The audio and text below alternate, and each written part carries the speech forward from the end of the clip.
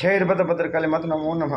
ఇప్పుడు మహాకుంభమేళ అంటే 140 ఏళ్ళకు ఒకసారి వస్తుందన్న మహాకుంభమేళ. ఇక్కడ అందరు సాధువులు, నాగసాధువులు, రకరకాలుగా శివభక్తులు అందరూ ప్రపంచ ప్రఖ్యాతిగాంచిన ఎక్కడెక్కడి నుంచో వస్తారు. విదేశీయులు కూడా ఎక్కువ వస్తున్నారన్నారు.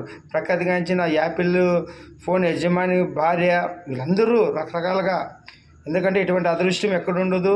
ఇది ఉత్తరప్రదేశ్లో జరుగుతుందన్న. ఇది భారీ ఏర్పాట్లు, దాదాపు కోట్లలో జనాలు వస్తారని. మొత్తము భోగి నుంచి స్టార్ట్ అయితే శివరాత్రి వరకు ఉంటుంది నాన్న. ఇది చాలామంది స్నానాలు ఆశించు భక్తి శ్రద్ధలతో అక్కడ ఒకటే భక్తి. మన సంస్కృతి అన్ని వేల ఎకరాల్లోన అన్ని ఏర్పాట్లు చేసి దాదాపు 30-40 వేల మంది పోలీసులు బలగాలు, ప్రత్యేక కేంద్ర బలగాలతో భారీ ఏర్పాట్లు, సీసీ కెమెరాలతో అంగరంగ వైభవంగా చేస్తున్నారు. ఇదంతా మన శివుడు ఆజ్ఞాన.